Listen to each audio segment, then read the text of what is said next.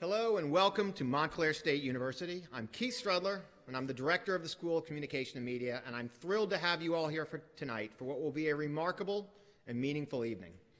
Tonight, we will collectively address some of the most critical social constructs of our time, the intersection of racial justice, media, and art, a space that takes us from the powerful work of Kara Walker to today's hashtag movements on social media that bring a democratized voice to the hopeful gates of change. Through the collaborative work of Montclair School of Communication and Media and the Montclair Art Museum, tonight we recognize the continuum of messaging from canvas to film to smartphone and their potential to make us think, to connect, and to perhaps to work towards a greater good. Now, I will admit that when we first conceived this partnership and this event, we planned to host it in our spectacular new School of Communication and Media facility just across the way. But as interest continued to grow amongst our many communities, we knew we need to move to a larger and equally spectacular venue. That said, for those who have not yet visited our school, please accept a personal rain check to come visit any of our future events, lectures, and productions. Please come hear a speaker, watch a newscast, observe filmmakers in action, and see what happens when you place smart young minds with an inspiring faculty in a truly world-class learning facility. The School of Communication and Media at Montclair State sits at the cutting edge of instruction and technology and helps educate the next generation of socially responsible practitioners that we hope will follow in the lofty footsteps of those you'll see on this stage in just a moment. We are very proud at the school to not only produce gifted and ethical professionals, but also critical thinkers who currency and conversations just like these. And since we're talking about hashtags, don't forget to be a part of our Twitter conversation this evening using the hashtag Racial Justice Montclair, which you will soon see up on the screen. Now, special evenings like this don't happen without the effort and support of a lot of people. So before we move ahead with our program, it is my privilege to say a few thank yous.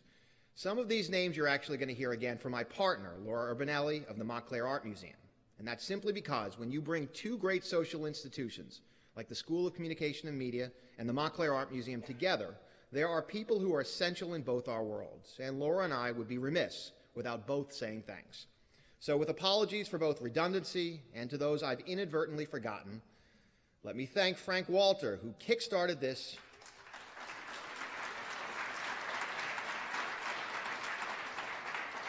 and guided this process, as well as Jim Leitner, Sharon Taylor for their support, Terry Tang, Carol Bogart. There's a lot of thanks. Of the Marshall Project, your collective input has been invaluable.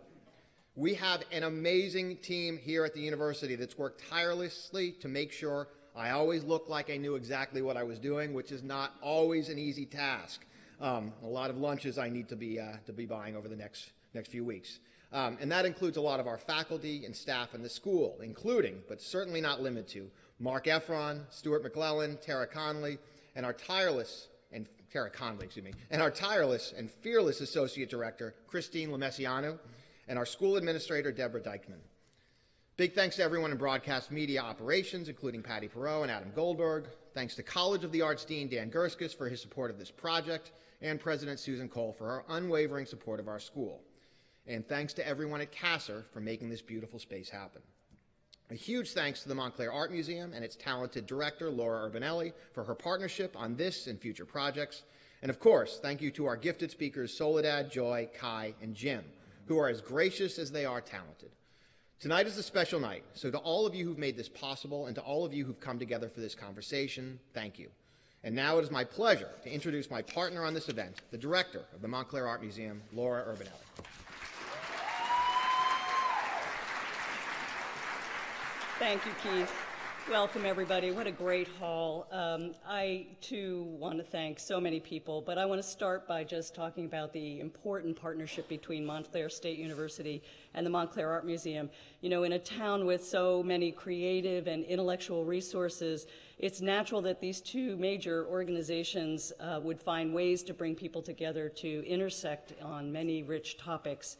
Tonight's panel began, as you heard, with a great idea from Frank Walter known in both organizations as a passionate supporter and connector, and Keith and I are both so grateful for that guiding energy. But it's the arts that really crystallized this project for us and this discussion tonight in an area that is already richly fueled by current events.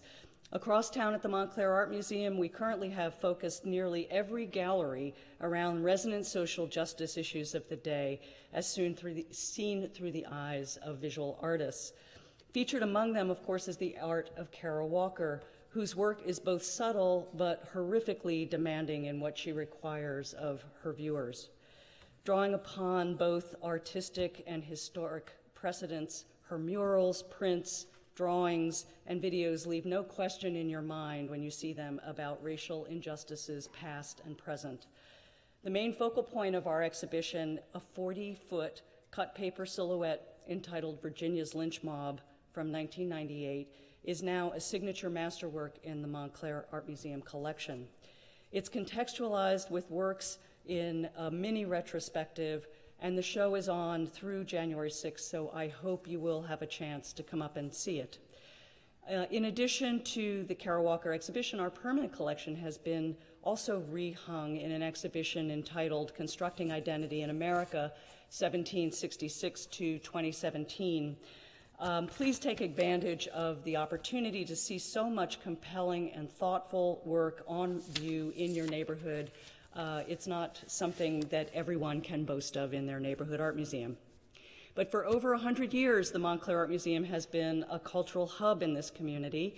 We pride ourselves on being a focus in the community for conversations through the arts about relevant topics of the day, and we provide broad educational services connecting the arts to our everyday lives, whether you're have toddlers in your family, are a senior, or at any stage in between. So like Keith, I want to say a few words of thanks. I cannot but thank Jim Leitner and Sharon Taylor, two wonderful board members at MAM who have also helped pull this evening together, Carol Bogart, Terry Tang, all the panelists, MSU, Susan Cole, and Keith Strudler for all he has moved heaven and earth to get us to this point. And I also want to thank our veterans, both here tonight and out in the community. It is that time of year when we need to stop and pay attention to all that you've done for all of us.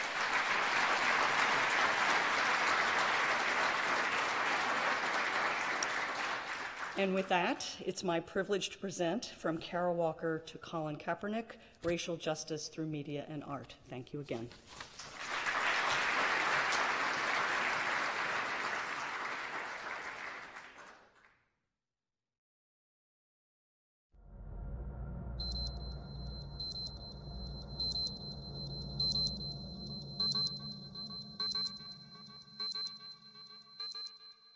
The exhibition, Virginia's Lynch Mob at the Montclair Art Museum, is designed to make you uncomfortable. Kara's work is very provocative, which confronts you with the history of racial injustice in this country. She shows images that are very stereotyped. She does that on purpose. And through those stereotypes, which she condenses in this fantastic historical silhouette medium, she tells a story about the way that we categorize ourselves, the way that we related through history, and very quickly sets up a power dynamic that is very black and white, and that pun is intended for her. Her point is to make you think very hard about not just what went on in the past, but what's happening today. When you talk about issues like Charlottesville, Kara's work directly relates to those kinds of current day issues through this historical context. Breaking news from Charlottesville, Virginia. You're looking at live pictures out of Charlottesville, Virginia. All of a sudden, you heard the screech of tires. One person is dead and 19 injured after a speeding vehicle drove into a group of protesters. Kara Walker's work has been very similarly presented for 25 years, but over those years, we have had a lot of activity that has made this very, very much a current moment. When there's significant change, and I feel like that flag represents what it's supposed to represent, I'll stand. They're wrestling right in the back of my... I'm pretty sure the guy's dead out here. Holy... Shots were fired, and Brown went down. I think all the works in this show speak to social justice. The arts are a communication tool just like a social media platform is a communication tool. It's important to understand that just like anyone who's tweeting on social media, this is one artist's voice, this is one artist's reaction. And like all artists, their reaction hopefully connects to something in you that incites your own reaction. I have a dream. Trayvon Martin could have been me. Me as a woman of color, I feel vulnerable to certain behaviors. The United States is not the black man's country. Definitely. American laws are not. There are very few African-American men who haven't had the experience of being followed when they're people shopping. of color are under attack. The laws here in America were made by white people for the benefit of white people.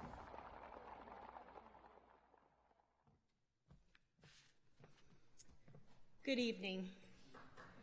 Yes.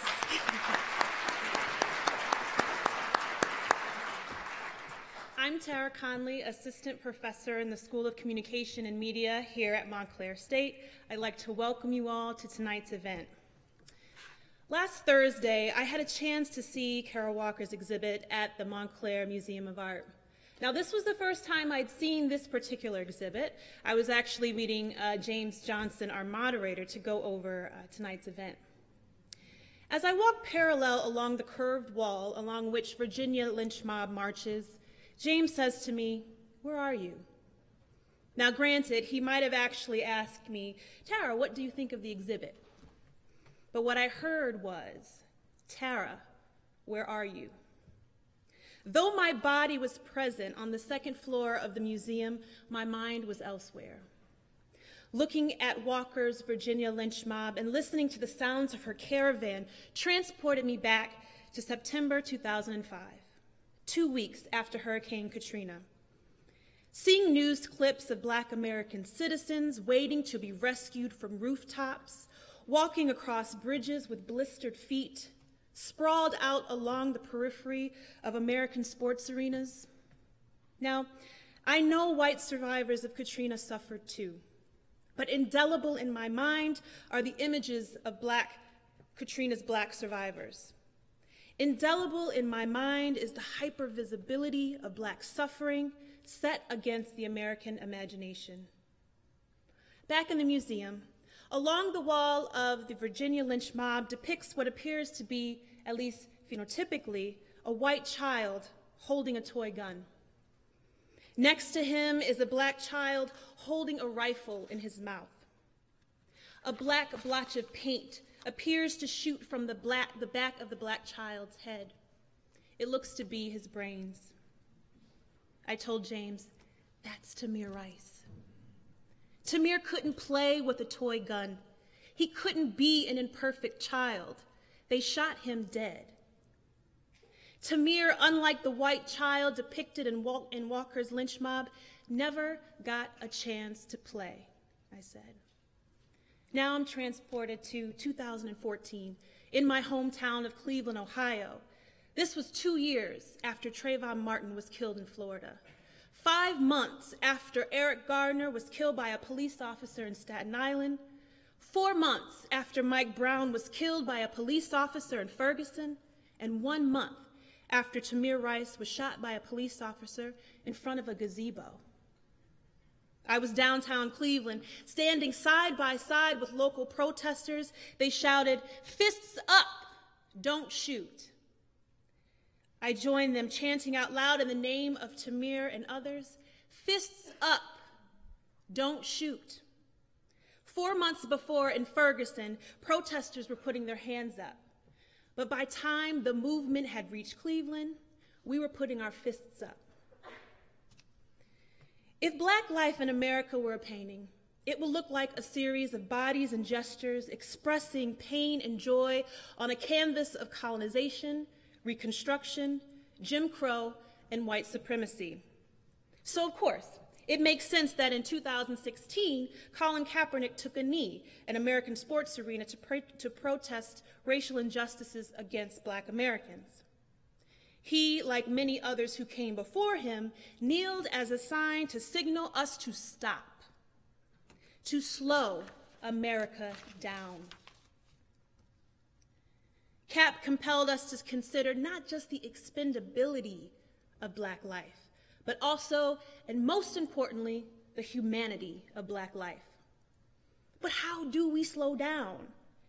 How do we allow ourselves time to process our history and to connect to the stories of our lives? How do we do this in today's media and technological landscape? What questions must we ask about representation and dissemination? How do we get to the matter of Black life in ways that are not diminished on social media and watered down by sound bites and talking points? Perhaps we can start by asking, what does the matter of Black life sound like? What does the matter of Black life feel like?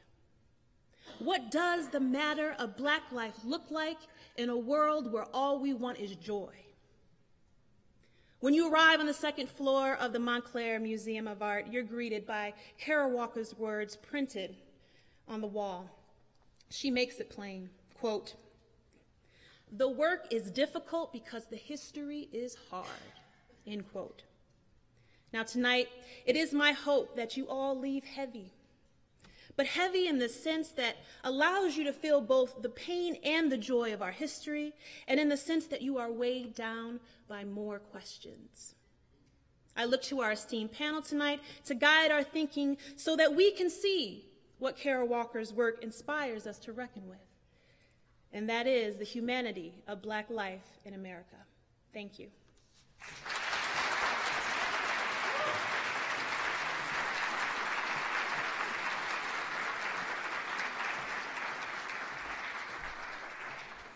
Thank you, Tara. We are truly blessed tonight to have four remarkable figures to offer their expert perspective, analysis, and provide context and meaning.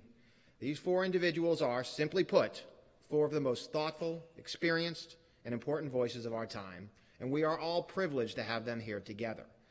So it is my distinct honor to introduce a legendary award-winning journalist with the world's most acclaimed networks, current host of Matter of Fact with Soledad O'Brien, correspondent with HBO's Real Sports, CEO of Starfish Media Group, founder of multiple documentary series, including Black in America and Latino in America, and Harvard Distinguished Fellow, Soledad O'Brien.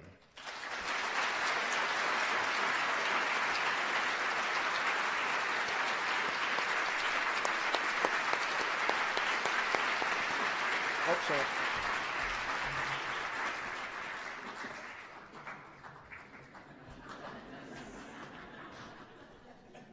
It's one of the things I'm good at. Next, political analyst for MSNBC, host of MSNBC's AM Joy, and a fixture in the network's evening lineup.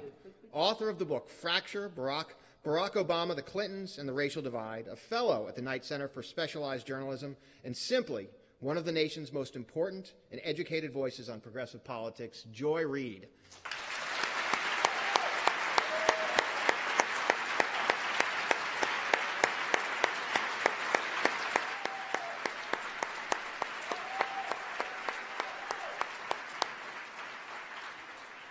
Next, the host of WNYC's Narrative Unit and groundbreaking shows There Goes the Neighborhood and United States of Anxiety, a columnist for The Nation, the former editorial director of Color Lines, and author of Drifting Towards Love, Black, Brown, Gay, and Coming of Age on the Streets of New York, Kai Wright.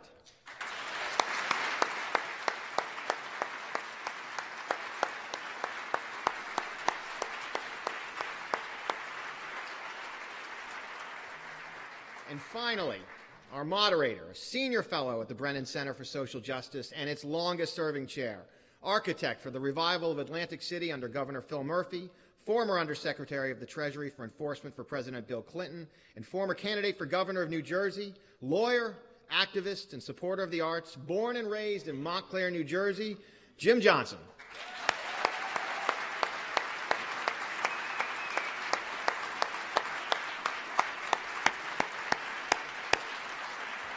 Ladies and gentlemen, I present tonight's esteemed panel. Thank you, Keith, and good evening, everyone. All right, we're family here. We can do that. It is really wonderful to be here, and really wonderful to be here with this panel, which I probably had the best weekend of all of us because I spent it listening to them, reading them, watching them. They're really, really phenomenal. So we had a plan about how we were going to cover the day, and then I was listening to Tara's talk, and in the green room we started to talk about our first impressions of the work of Kara Walker. And since we are grounding this in art, and we're going to be talking about art and social change and media and social change, we will end up talking a little bit about the impressions of various works by Kara Walker. But we're going to start with why they are here, why they're doing what they do, and how they do it. What do I mean by that? If you have watched them or listened to them as I have, you know that they bring to the task of journalism a distinctive point of view, extraordinary preparation, curiosity, and passion. And I know we have some students here who are interested in journalism, they're interested in communications, and others who are they just like to hang with journalists.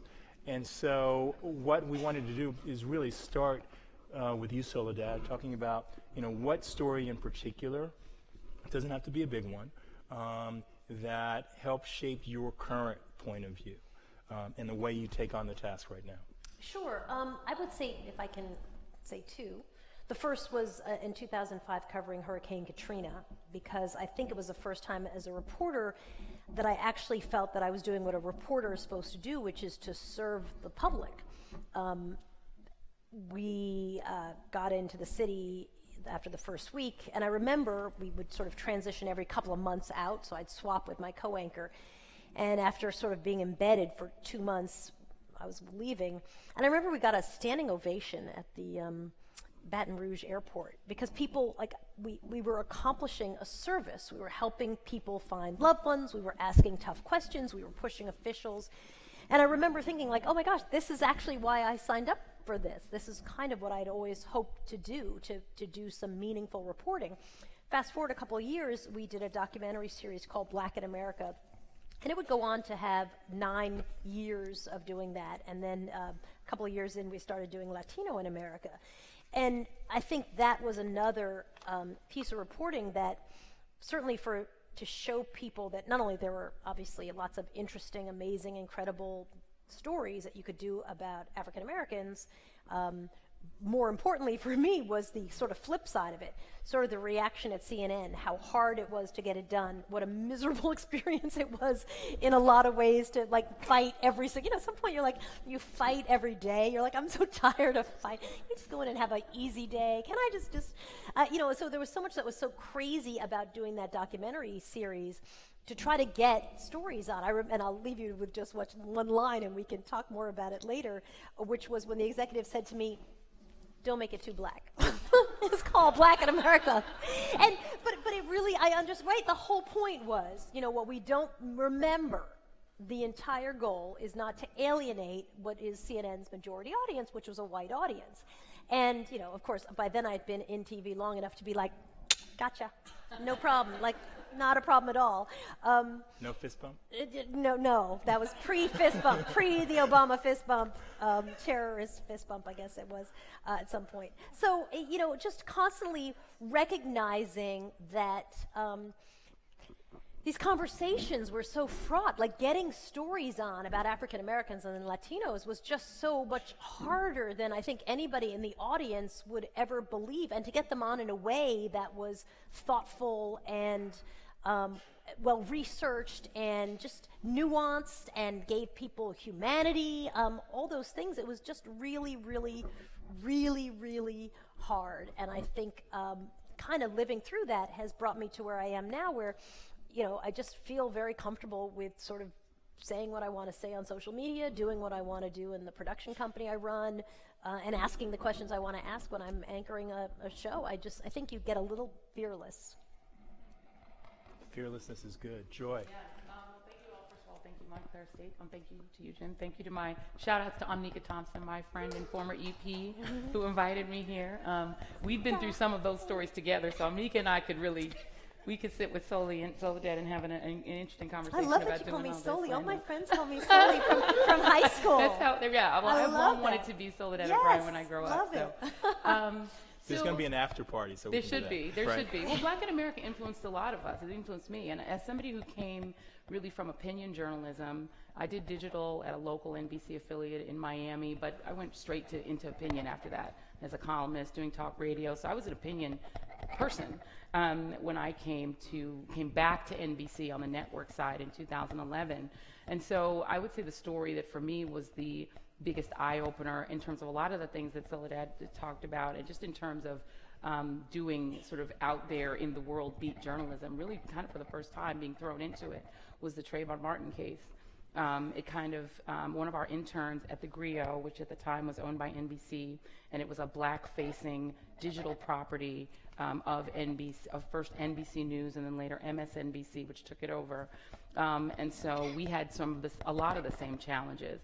It was a challenge for me as just a person with 3 children, 2 boys, one of whom was exactly Trayvon Martin's age. As somebody who had lived in Florida for 14 years, both my sons were born there. My daughter was born in Brooklyn, but she moved there when she was 2. So basically I'd raised my children in Florida. So I really understood that environment, and so that, the kind of suburban environment that Trayvon Martin came from. He really wasn't from Sanford. He was actually from South Florida in a town I knew really well. It was a town just adjacent to the one I raised my kids in. Miami Gardens is the largest black suburban enclave in Florida outside of Jacksonville. It was a town with a black mayor, this dynamic, incredible person. Trayvon Martin, far from the way he was being portrayed in media, was a suburban kid who rode horses, who participated in an organization called Experience Aviation, which was known to the country for its founder, Barrington Irving, being the first African American to circumnavigate the globe. He'd flown in an airplane around the entire circumference of the earth, and then founded this incredible aviation organization that kids who wanted to be pilots, including Trayvon Martin, were a part of. This is a kid who's, riding horses and flying simulators.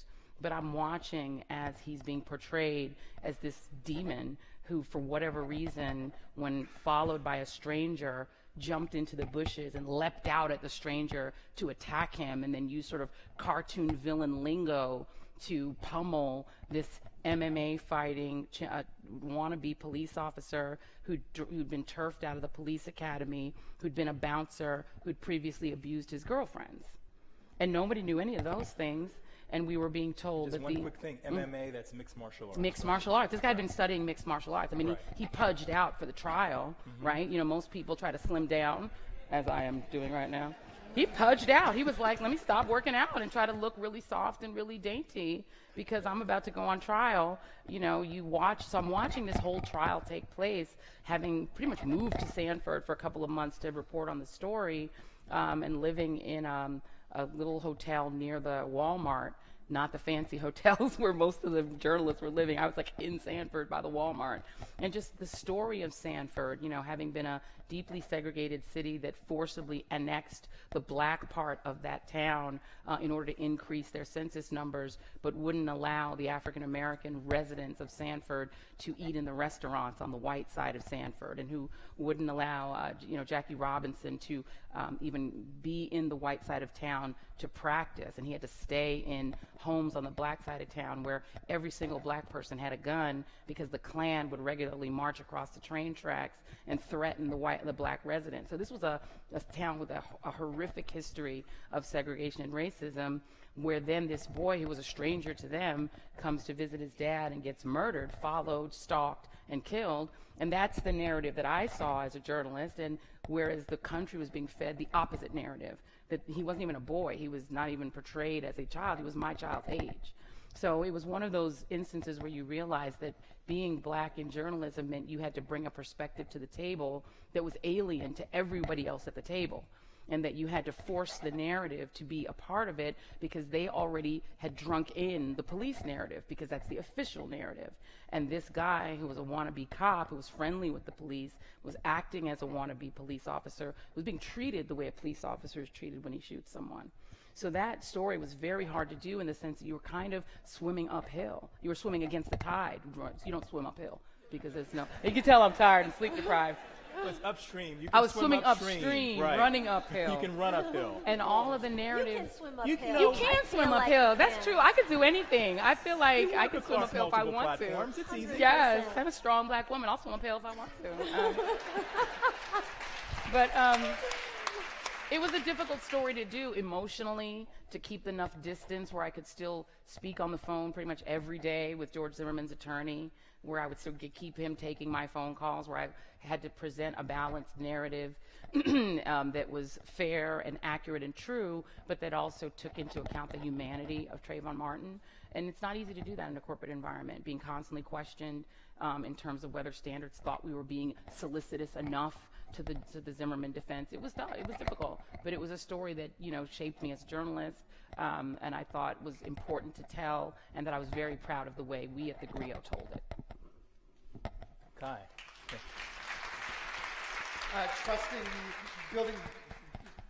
Trusting yourself in your narrative, I think, is an important part for me as well. And also, thank you for having me here, and thank you to Tara Connolly for her opening remarks. That was my former colleague at Race Forward. I don't see Tara out there now, but I learned both positive and negative lessons about narrative. I think in covering the foreclosure crisis is where I would drill down. I can remember it was probably late 2006, early 2007, and I was at a wedding. I'm from Indiana, and I was at a wedding of a white high school classmate. And we were just standing around talking, and it was, he was white, so the whole wedding was white.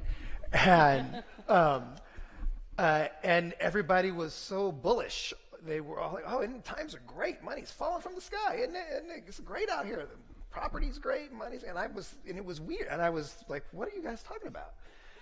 Because in my life, my mother had just lost her house. Everywhere I looked in my community and in the other stories all of my reporting most of it is in the black community.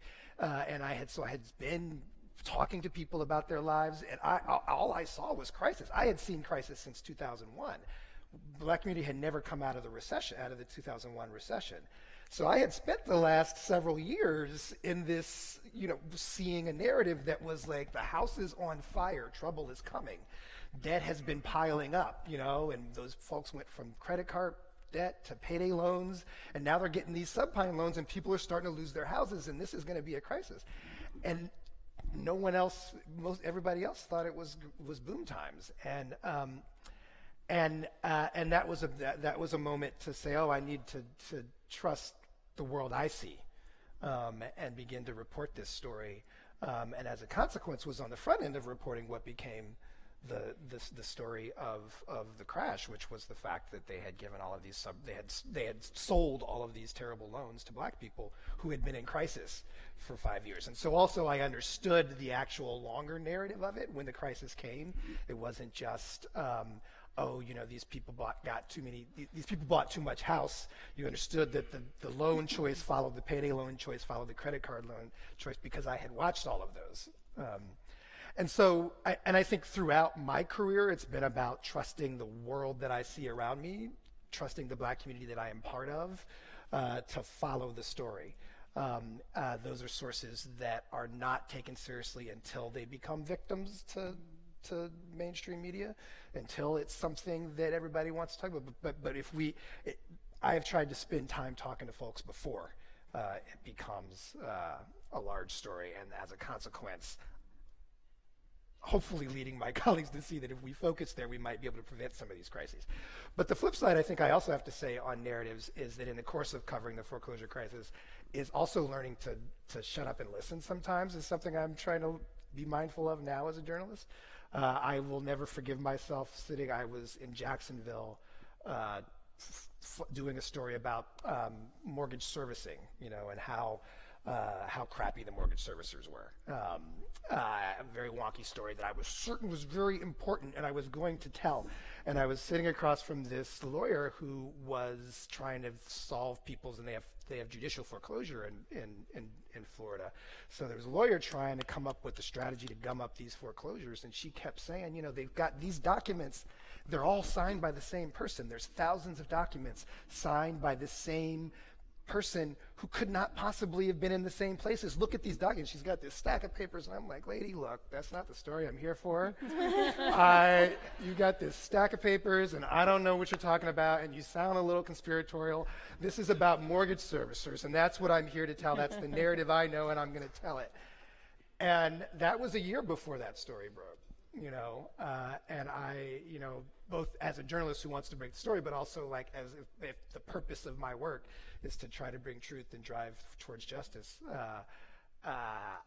Because of my hubris and thinking that I knew what I was there to get, I missed the most important story of the crisis. So I'm trying to hold both of those lessons now in this moment, how to trust the community I'm in and trust the world I see and those trends, even if they sound crazy to everybody else, and how to nonetheless be listening and listening intently, because that's the job.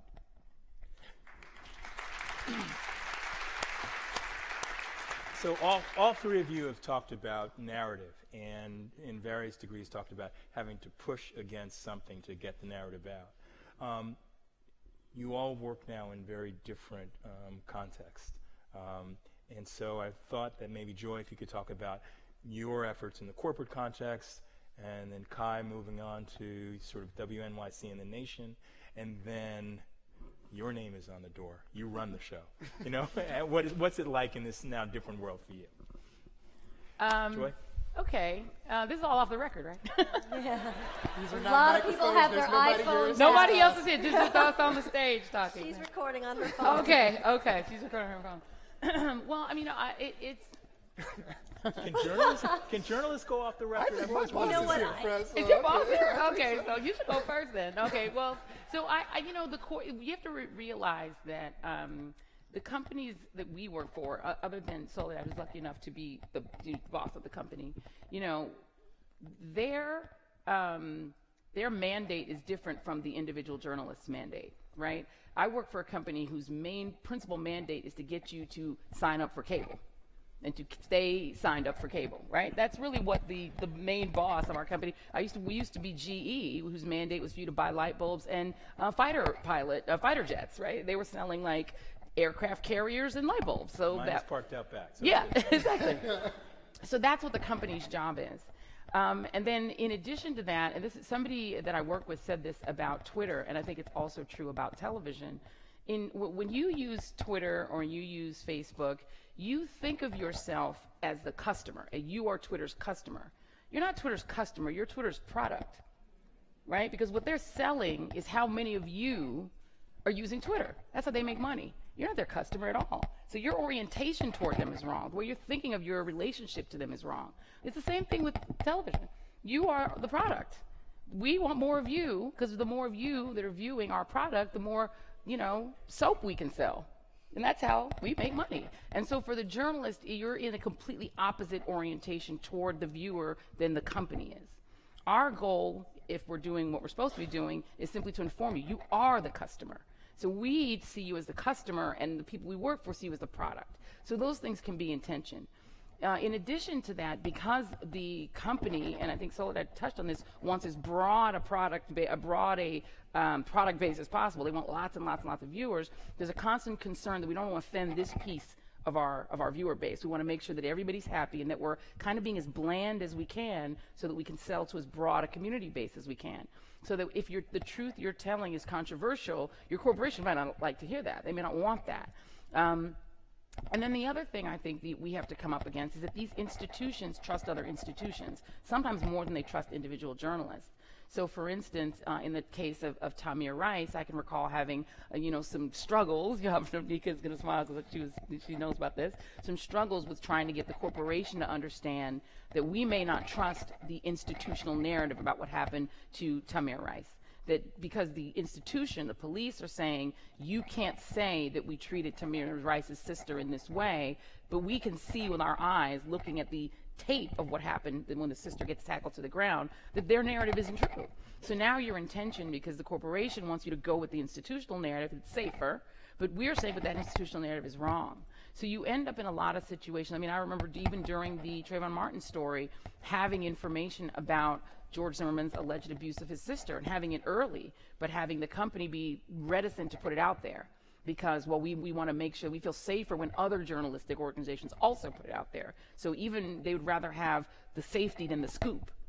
So, and this is the kind of thing that happens when you work for a corporation. They have just a very different set of goals and a very different set of parameters than what you have as an individual journalist. You want to get the story out there as accurately as possible, as fully as possible, but you aren't worried that the truth is going to offend a piece of the audience.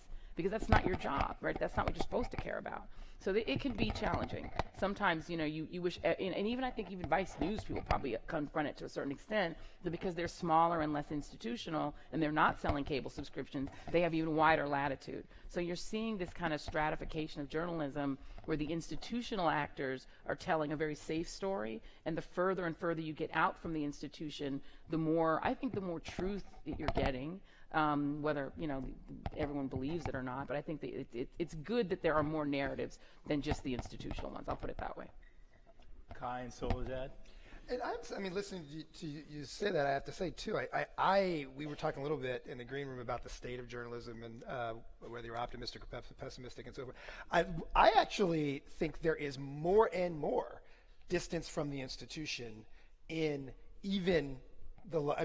Witness yourself in the even in the large media companies, more so than I've seen in my career, and I think that's a hopeful thing. So I think that's because I think the institutions, it seems to me, have learned that that it is in their financial interest to have a multiplicity of voices that aren't beholden to the institution. So that's my take on your job. Listen, I have the opposite situation, and I say quite honestly, I feel blessed that I work in public radio. I've spent all of my career in community or independent media of some sort, and that comes with blessings and curses. The blessing of it is that I do not have the situation that you're describing. I do not need to be in conflict with the institution. The institution is there to support me. And in public radio, it is really, I joke about it now. We have to go out and do the pledge drive where we ask for your money. And I actually love it because I always, before I came to public radio, I would go to panels like this and I would give the speech about how I don't tell my boss, but I work for my reader. I work for my listener. I don't work for who I work for. And now that is literally true. Yeah. We ask you for money. So, So I think that's great, and that has been it's really been lovely. The challenge then on the flip side of when you work outside of large media is that you have to work harder to find an audience. You have to work harder to be heard in the noise of the ecosystem, and that's tough. I am still learning how to do that this many years into it. Sometimes it's about your audience is not all of the people that you would reach when you go on the air, but your audience is your peers and the policymakers and the people that that will hear you, that will now say something different because they've heard you. So when I was reporting on the foreclosure crisis, a better example is when I was I started my career covering HIV, this was in the mid-90s. So I was working for the Washington Blade, which is a gay newspaper in Washington, D.C. That's back when we had community newspapers that you printed and handed out. People read it. It was a thing. Way old school. Right? It was a thing, I promise. All the kids here are Googling newspapers. Really and truly, there was weekly newspapers and daily newspapers and all kinds of nights and mornings. Anyway, and I was covering HIV at the time when protease inhibitors came and death rates fell off a cliff, but not for black people. I was still watching my friends die. And so for the next 4 years or so, I mean, I'm writing mostly, you know, I'm not reaching mass audiences, but I'm writing for people who care about public health, who care about HIV, who care about this conversation, to get them to say, hey, no, listen, it's not over. You got to pay attention. And I feel like I not singularly, but I was part of a wave of community-based writers and thinkers who managed to turn the tide on that and get us to stop declaring the end of the epidemic by the time we got to the late 90s. So it's sometimes it means orienting your work that way, and sometimes it means dealing with, you know, the beauty. The beauty of independent media, of public media, is you have these deeply loyal audiences. The curse of that is that you have this very close relationship that makes it hard to get outside of the box of that relationship sometimes. You know, certainly with The Nation, I would argue we struggle with this at WNYC too, of trying to figure out how we're not just talking to our same people in the same way that we always talk to them. Becomes a challenge. But overall, I have to say, you know, I made the choice very early in my career that I was not going to pursue a career in large media, because I just didn't have the temperament for I didn't have the temperament for it to succeed at it, and it comes with its pluses and negatives. But overall, I think I'm happy with the choice, and it's allowed me to do, I think, some very ambitious journalism. I never had a lot of butting heads throughout my career. Most of my career was spent working for some big giant corporation. In fact, often I felt like the corporation sort of ignored us. When MSNBC started, people were absolutely panicked that MS, the Microsoft part of NBC, of MSNBC, you know, that Bill Gates would call us. And I was doing a technology show, and I was like, oh my God, I wish Bill Gates would call in. Like, we'd love to get him on the air. We can't get him to return our calls, actually. So the idea that Bill Gates is somehow like the puppeteer, and we're all, you know, it was just not true. But I do think there were certain things that made sort of parts of the corporation uncomfortable. So we did a documentary called Gary and Tony Have a Baby, and it was following these two men who were married now, and then they wanted to have a baby that they had a legal or biological connection to. And so we followed their sort of path and having a surrogate, and part of their thing was going back to the Catholic Church where one of the men grew up, and having a really tough conversation with the priest, because the priest, I think it was somewhere in Virginia, the priest basically would condemn anybody gay, and they would go to him and say, but you know me, like, you know us, we grew up in this church, how? And I remember the lawyer at the time for CNN just said, like, I feel very uncomfortable with them calling out the Catholic Church. I mean, I don't think it's not exactly like breaking news, Catholic. Listen, and I'm named for the Virgin Maria de la Soledad, right? Yep. Named for the Virgin Mary, so I have a pretty good grasp on Catholicism. And this is not like the most amazing breaking news story that anybody's like, oh my, what? The priests are saying they don't support gay marriage? What?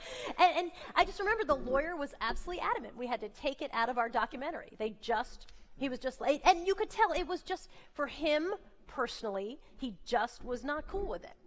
And so often, you know, you could only fight so many fights, and you're kind of like, all right, well, you know, we can take that out of the piece. Now that I run a production company, and I'm not sure if it's just 5 years have passed since I left CNN, but things are very different. First of all, you tend to work with the people who like what you do and like your voice, so you kind of self-select out. Although now I still work for CNN doing projects. I work for NBC doing projects. So I think that you still are working for corporations, but it's with a different relationship. And I also think a lot of the people now that I work for, they come to you for an authentic voice. Like they actually don't want to squelch it. They're sort of like, here's what we need. We need authenticity. And I think some of that is that even in those 5 years, we've come a long way in how people think about storytelling. But for example, I remember one of my very last weeks at CNN, I was pitching I wanted to do a documentary on poverty in America, because I thought that this idea that poor people, I mean, I really felt like a lot of our executives had this concept of poor people as like hobos with sticks and their little, truly. And I was like, they don't look any different than we look, right? Like that's it was just such a disconnect. And the conversation ended with someone telling me, ugh, nobody wants to see that. And, and then as soon as you leave, suddenly people are like, so what kind of authentic stories can you tell about income inequality and da-da-da-da? So it's, which I see really as a positive. Partly I'm just kind of on a different side of it, and partly 5 years have passed, and I think that those authentic stories have some value. But I do think it's really, I'm not even sure how much of it is the corporation, and just that there's a certain amount of what allows people to get ahead is to kind of not stick out. Right? Like be daring, but not so daring that it's damaging. So everybody wants it all to be very, like, packaged. And if I can, I'll tell a story before I left CNN. You're a storyteller, of course. Well, we did it. So our very first Black in America, 2008, I was at the TCA, the Television Critics Association, sitting on a stage like this, talking about a documentary that was coming out. And people ask me, it's all television critics, so tell me how did you start thinking about the documentary? How long did you shoot for? How did you cast people? Basic questions. And at the end, someone said, so what did you learn? I said, I think the most interesting thing for me, this is 2008, was that whether you were talking to poor Black people or middle-class Black people or really, really wealthy Black people, they all had the same exact, practically, conversation with their children when it came to policing. Right? It all started then. When my son turned 13, occasionally daughter, but usually when my son turned 13, I sat him down, and almost word for word, you could slice them all together. So I told the story that I thought it was just very interesting that this idea around policing for young, usually Black boys, was just a very different thing for Black people. And I left the stage, and the writers went off to the next person, and my boss, who was he's really my boss's boss's boss. So he was the head of CNN Worldwide who'd come to this thing. And he said, that story's just not true. And I was like, I have just spent 18 months doing this talk. Like, what? And he said, white parents have the same conversations with their children. And I said, I don't think that's exactly right, because I think that for white parents, it's like, don't be disrespectful. And for Black parents, this is how you survive a confrontation with the police, right? I mean, and again, this is back in 2008. We've had a lot of those conversations, in those 10 years since.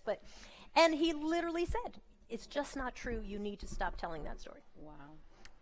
And it just was, so like, I don't know that was the corporation. Right. I think it was just someone in power in the corporation who'd gotten to a certain level because he was able to navigate a lot of things. And he personally just felt really, really personally discomforted by this conversation, and he just couldn't accept it. It's also on Twitter. If you're shooting, I can tell you. We put the whole thing on Twitter too, because one day I was like, yeah, screw it, I'm just going to tell the story anyway. And I told it. But I don't know how much of it is like, I don't think Time Warner had a conversation about it. I think it was just executives, frankly, who had bias, and they were just going to show their bias. Or is it both, right? I mean, because yes, corporations are people, I suppose, but like they're actually collections of people that are structured to promote that guy to those decision-making roles, and such that the people at the top, I mean this as a question because I've not worked in a corporation, but that the people at the top, the people that rise to the top of an organization reflect that organization's values. And although there's a lot in the day-to-day, that decision, I don't know. I don't think anybody, frankly, of the people I knew at Time Warner, I'm not sure that they would tell you never to say it. I think they would all pat your hand and be like, "Oh, honey, girl," But I mean, have someone say, "Never tell that story again." It's kind of like a really interesting thing to do. So I don't know. I think it's a combination, because it really was his own personal feeling about something that he just felt was not true, and he would not have somebody who was representing the company say something that he felt was not true. But I bet if you went into a board meeting with all of the board, they all probably would agree with him. Right? Yeah, I still don't think any of them would say, so tell her she can't say it. I think they'd be like, well, Soledad, this project has been Well, nothing like an empowered black lady to annoy everybody in the company. But I don't think they would have told me to shut up. So uncomfortable conversations. This sort of, let's pivot to art. And you know, I've looked at all of your work, and there is an artistic quality to it. There's a point of view, but there are also limits to the amount of punch that you can put into your work. And we've all now seen the Kara Walker piece, 40 feet. And if you've been to the Montclair Art Museum, you know that this is a very, very powerful work of art to walk into. It's 40 feet and it's curved. And within it, I was with Tara last week, and she looked at it, and I believe she mentioned this in her talk, that what she saw in one segment of the mural was Tamir Rice. And if you go back to it, I don't think we're going to be able to project it, but you have one segment, there are 17 figures overall on it. In one segment, there are two little boys, one with a pop gun and one with a rifle. And the rifle is and one is phenotypically black, and he has a rifle actually in his mouth, and the other one is phenotypically white, and the pop gun is just sort of, even the pop itself is like lame.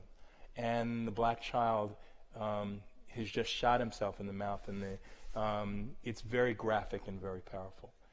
And so I wanted to talk about the power of art to actually break through the kind of civility limits that are imposed on you or could be imposed on you in your work, but what you see when you know, I've sent you the image, and how you think those images and the relevance of art to trying to get out this new and different, or the old narrative, but in a more powerful way. I think art's really powerful, whether it's graphic depictions or, you know, it's one of the things I liked about documentaries, right, is that you just had the time, things that you couldn't cover quickly.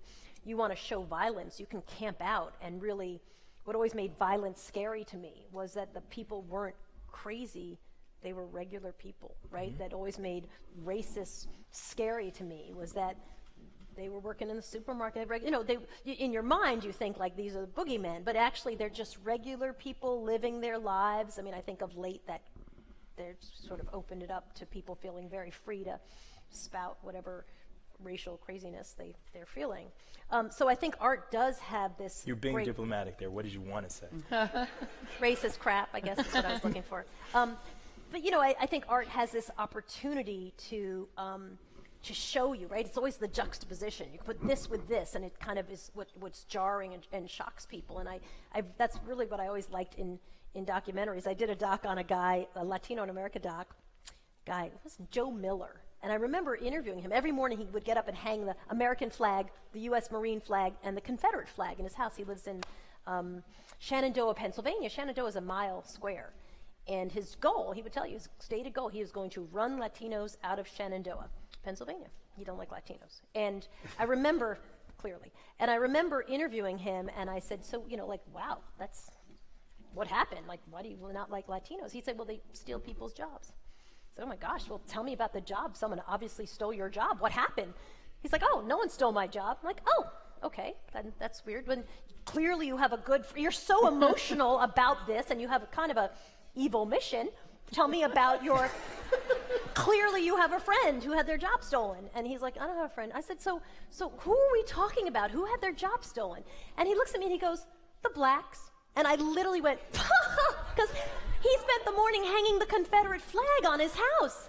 I'm like, so Joe Miller is supporting the blacks in the town, of which there are like 10 in Shenandoah. You know, it just was, and I don't know that you could kind of get to that if you didn't see it unfold in an interview. And I think that opportunity exists in art, in graphic art, in documentary, any kind of thing where people can sort of see it better than I could tell it.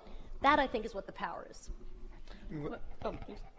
What I take from Kara Walker, I've always taken from Kara Walker, is, you know, this haunting, you know, that we as a society and a culture, we are haunted by our sins, and we're haunted by white supremacy. That is over and over again what comes out in her work to me, is the specters that swirl around us, and we had an exchange this morning about, I wanted to call it demonic. You were right to point out that it's not quite demonic, because you can cast a demon out. This is more basic to who we are. I don't know if can we cast it out or not, but there's these ghosts of the society we built they're in our society, these ghosts, and they haunt us. And she communicates that when you walk into a room of her work, you are among those ghosts, and that medium. I don't know that anybody in any medium can do it as well as Kara Walker is doing it. Like Soledad, I think the way we attempt to do it, what's very important to our work on There Goes the Neighborhood, on United States of Anxiety, on all of the podcasting work we do at WNYC, is that we're trying to be rooted in history. And so, this season, in course of covering the midterm elections, a political story for us was that I went to Montgomery, Alabama to visit the opening of the lynching memorial. If anyone who has not been, you should go, you must go. And it's a very similar experience to walking into a piece of Kara Walker's art, where you go up this hill, and there's these rusted pillars hanging above you, and you're walking, and each pillar represents a county, and on each county's pillar there are the names of the people that they've documented to be lynched, etched onto those pillars. And so you've got hundreds of pillars and thousands of names, and you're walking amongst them. And that is how the history haunts us, And so in talking about politics, we felt it was important to go there, to have a conversation about the midterm elections, because that haunts this. And I think that's how we approximate what Kara Walker's doing, but I don't think anyone, we all use the mediums that we have, but that haunting in our society, I think her work is singular in being able to bring us to it. Well, and it's interesting that you started with ghosts, because that's kind of what I was going to say as well, is that, I used to go to Art Basel every year, go back down to Florida to try to get, we used to do it at the GRIA, we would just cover Art Basel, the Root would cover it every year. We wanted to try to interest the network in covering art, because I think I said it to one of the young men who I did a little TV thing, or a little school TV thing before we came in here, that there was a time when the visual arts, particularly the Black visual arts, were very much incorporated into the mainstream culture of Black America. You think of the Harlem Renaissance, these weren't distant sort of elite figures. This was part of the everyday kind of, recipe for day-to-day life. Art and literature were much more incorporated in music and jazz. And we've sort of placed art on a pedestal where I don't think it ought to be. I think the average person should be accessing this work because it really is a narrative about ourselves. Stan Lee just died, right? And what are comics but art, right? It's a way that art translates into really everyday narratives. And when you think about the way that the American narrative has always been told, it's always been a heroic narrative. So America is Captain America and Superman. We're never Lex Luthor. We're the good guy. We're always the good guy. And it's been very difficult, particularly for white America, to shake that heroic narrative and accept the villainy in our own history. Black Americans get it. Brown Americans, Native Americans, we get it, right?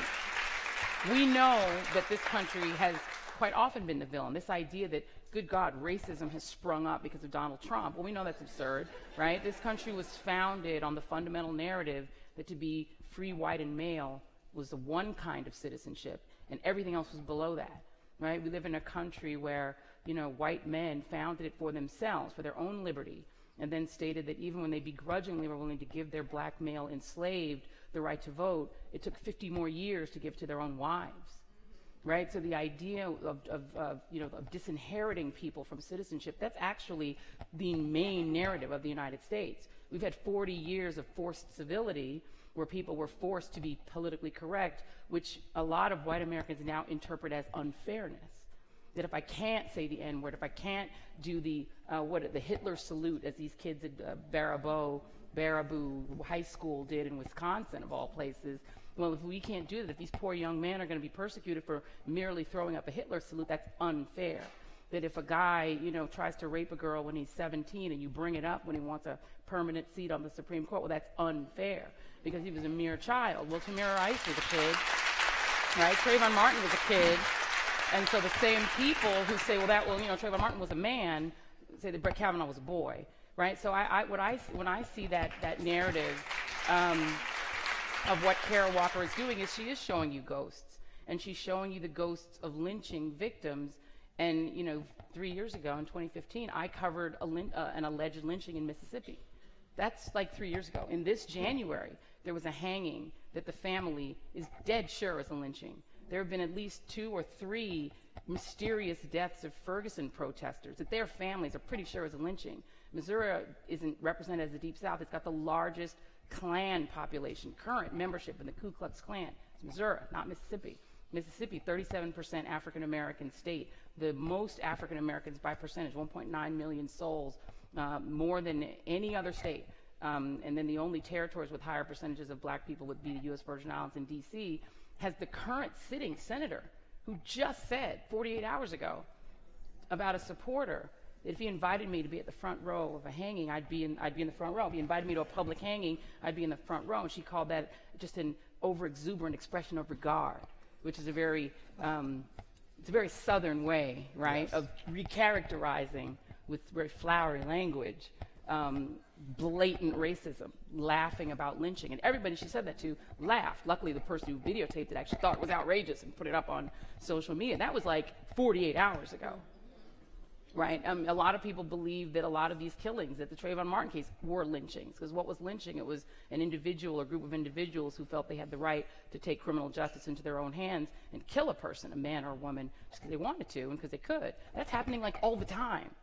But it's back to what you said, which is that because there's a sense of like, and you hear it a lot, you know, America's better than that. This is the true America, yeah, right? Somebody does something good and they say, now that person carrying that puppy, yeah, out of the whatever, that's the real America. Yeah. And I'm always sort of, I find just calling certain things real America and other things not real America, yeah, is very uncomfortable for me. But it's this just absolute desire to have the sense of America as this heroic story, forgetting kind of any sort of history, this just very clean, amazing, heroic story, yep, that everybody just follows along. And it's very, very problematic, and I think now it's sort of coming apart right at the seams, absolutely, especially as it intersects with this time where people feel very free to fly their sort of racist which is flag. Restoration, right? I mean, I remember when I was, from the first book I read, I did a lot of listening to old TV footage of interviews in the Deep South.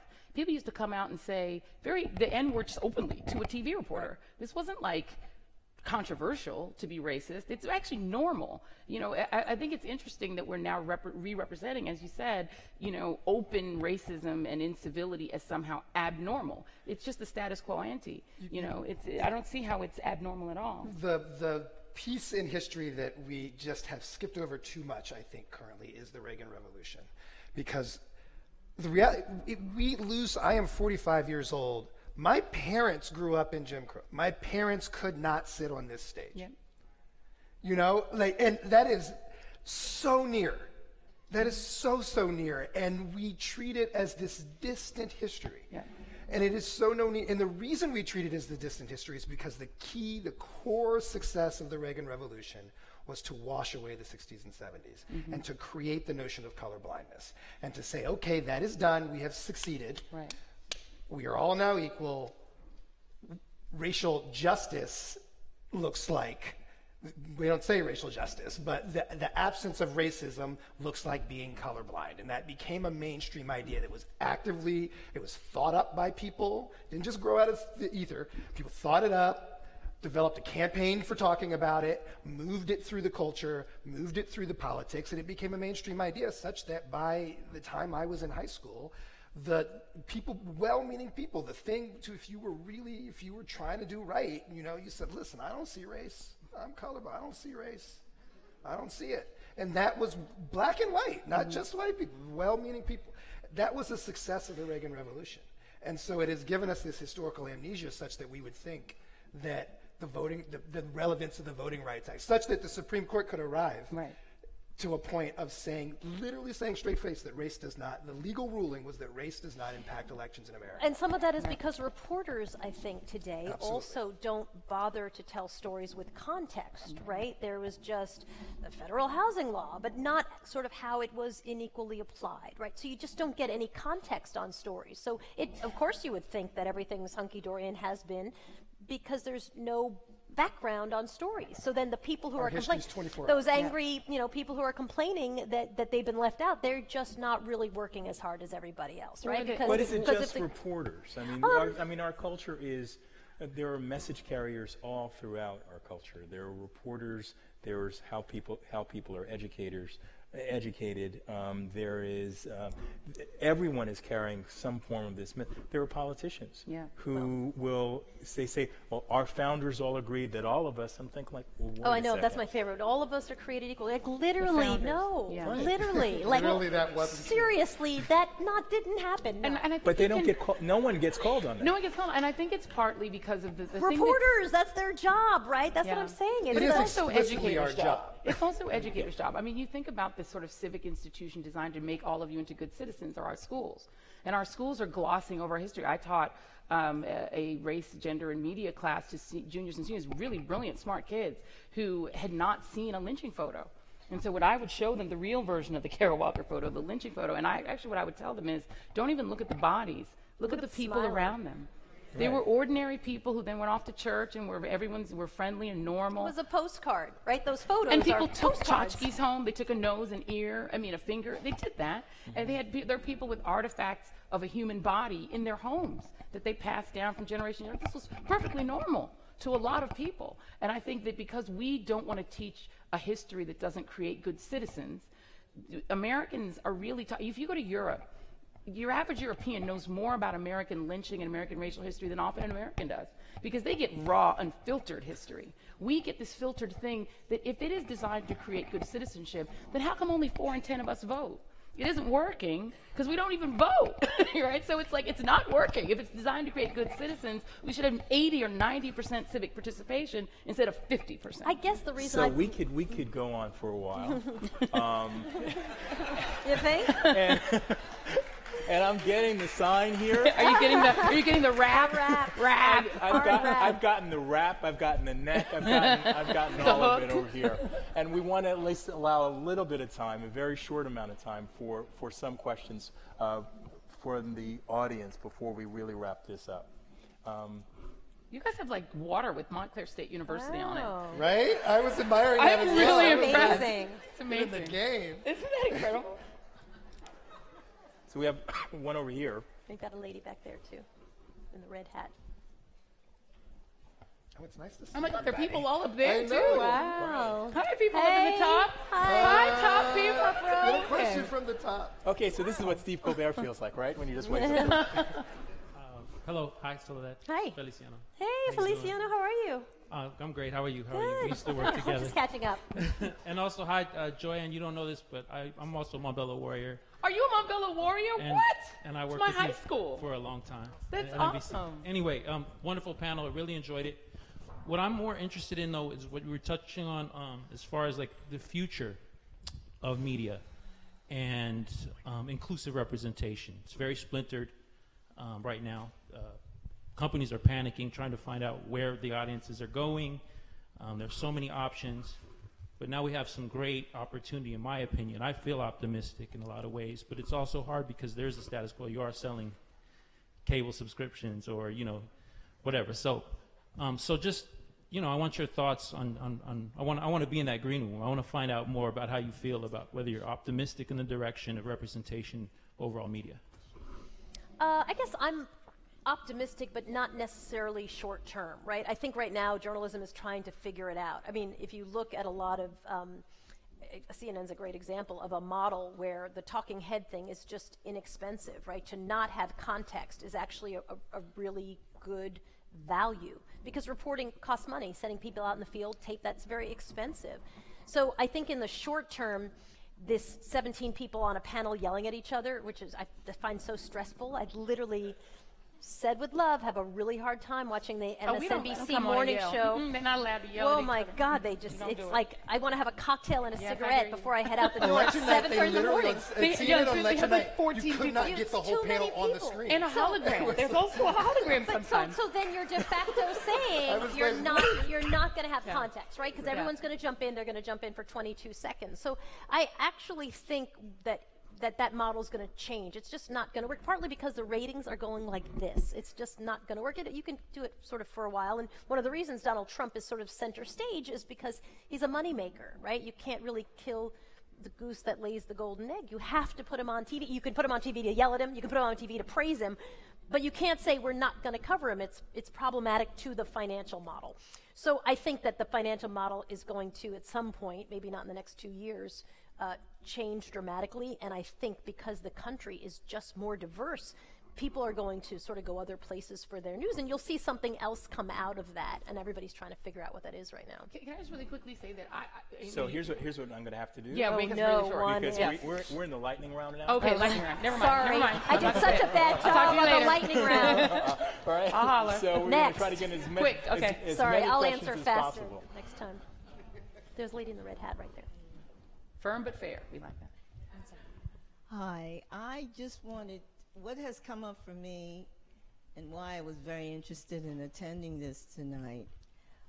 I was listening to a program on NYC on NPR. Ma'am, we are in the lightning round. and said with love, but we are in the lightning round. But what it is this gentleman had written a book about heroes during the Nixon era. And the one thing I found very striking, no one remembers the gentleman who discovered the wire and caused the whole furor with the Watergate situation. The man died, no one cared, they never hired him again. And he was not looked at as a hero. In fact, I don't think anyone even thinks about the fact that had that gentleman not found that wire, we'd have a different story to tell regarding Watergate. So it's interesting when you're talking about history. I come from a period of time when you had to remember, you were taught to remember. And with all of this 24-hour news bites, that's the problem I'm finding. People not really using their memories, to really get at the context of things. Mm-hmm. So that's all I wanted to share. Good point. Thank you. Next person. Thank you. Next person. Hi, guys. Hi, Soledad. Hi, Joy. How are you? Kai, Hi. I support your NPR all the time. Thank you for your So my quick question was, as the mother of a teenage... Liver? Pardon? Jim, I gave you a kiss before. Stop it. So anyway, so as a mother of a teenage daughter who came to me the morning that Donald Trump was elected and said, Mommy, you said this wasn't going to happen. You said this wasn't going to happen. She should have called me. I would have told her it was definitely happening. Nancy Pelosi told me 2 months earlier, and I told her, I tried to reassure her in a TV studio. That's a whole nother story. Yeah. But anyway, of course, I was wrong. So my daughter's really interested in speaking out and just learning more. So as 3 amazing journalists, what advice would you give for young people who are interested in following your paths? What advice would you give? Just use whatever platform you have and believe what you see. And this is what I used to tell my students, is what you think is happening is happening. And one of the things you learn about authoritarian societies is that, A, people just simply capitulate to it and accept it. Most of the time it isn't convulsive, it just becomes normal. If you've ever been to Cuba, people walk around, go to school, go to church, do what they got to do. No one's in constant convulsion, so you really have to be vigilant. There's nothing inevitable about America being a democracy. I hate to be negative, but there's absolutely nothing inevitable about it. There are countries that were just democracies who are sliding back into fascism. Italy, Poland, Hungary, Turkey, it was a democracy. So the reality is, believe when you see it. You're going to see things that you're going to think, wait, this is crazy. No, it's real. There is real autocracy and authoritarianism happening. It's happening now. Believe what you see. Just tell young people who are very sharp, don't let anyone talk you out of what you're seeing being real. It is real, and it is frightening. And she should learn how to do research, right? She needs to learn how to do research. I think young people really need to learn how to express themselves in their writing, in their speaking. No one's going to take you seriously if you can't show a body of work where you can make an argument and have that argument rely on facts in some way, shape, or form. You can't just scream, oh my God, it's authoritarian. You have to be able to say, Exhibit A, Exhibit B, Exhibit C, and here's my argument. And, you know, I always tell people, write and read. Write, so you can learn to express yourself. Amen. I have anything to add to that. That was all perfect. All right, two more questions. My question back here. First of all, let me say thank you very much. And my question is this, that it's true that the cycle of news that we're getting now is just like vegetating. So you really have to be mindful of the stuff that's coming at you and that you get it from other sources. I like the fact that Soledad does documentaries, and the one I'd like to see done is on education. Where our books come from. The state of Texas is the state that generates a lot of the school books that our kids are learning from. And from those books, a lot of information is not in there.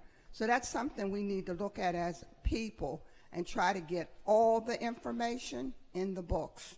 That's just a response that I have. You make a great point. I mean, you know, who's covering the caravan tonight? Nobody, right? Nobody. So you have a lot of coverage that's around-the-clock, crazy, frothy coverage that, at the end of the day, is just completely politically motivated around a midterm election, when things like education could be valuable and useful for reporters to be chasing. I mean, I don't like to diss reporters, but I think there's so many missed opportunities and so many chasing of your tail, you know, because that's what everybody's talking about, and it's wasted. It's an absolute wasted opportunity.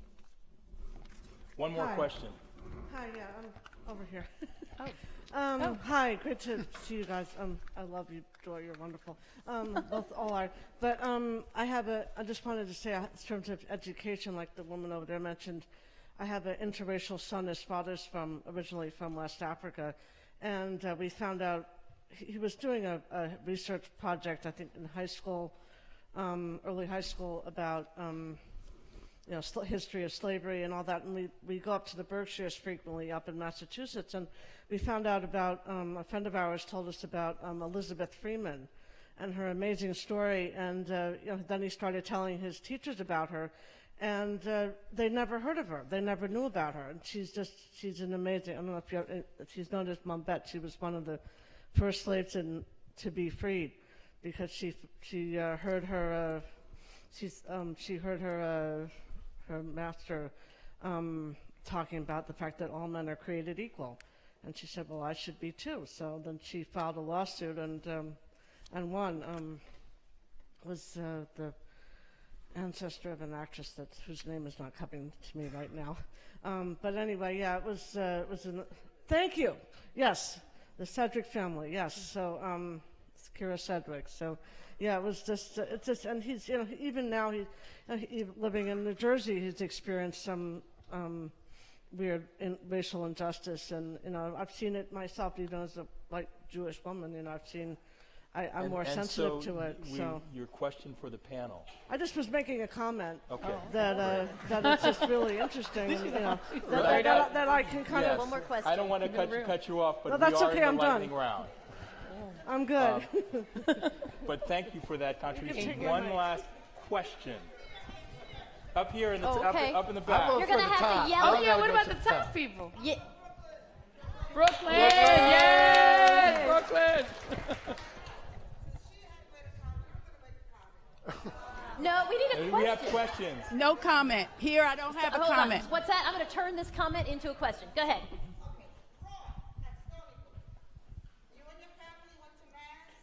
Yes. Mm-hmm. I told you I was Catholic.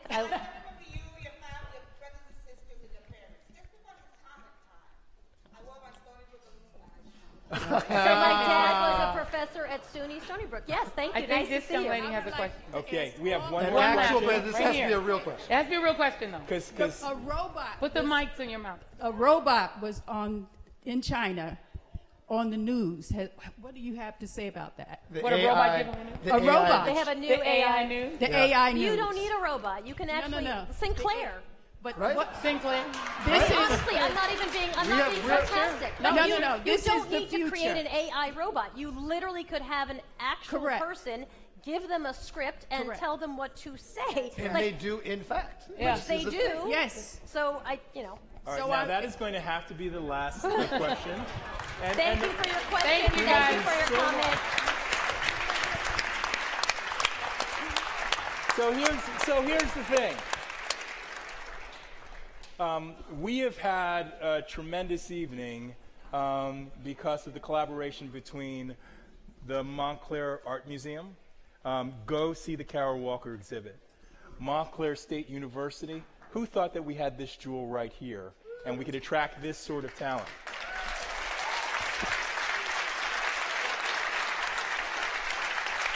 And the Marshall Project. That combination is the sort of thing that we need to see in so many different ways, trying to get the word out, trying to change this very troubled world that we're in right now and push it forward. Now let's clap it up for our phenomenal panel. Soledad O'Brien, Reid, Kai Wright. Thank you, guys. Thank you very much. Okay, we're going to take a picture. Ready? You gotta get a selfie. Come on in, Keith. Yay. Here we go. Thank you. Thank you. All right. Beautiful. Fantastic. It was really fun. Oh, wait, That was no, so we much have to get a fun. little closer. Okay, I'm going to make one. I'm going to do one. Ready? Selfie. We got it.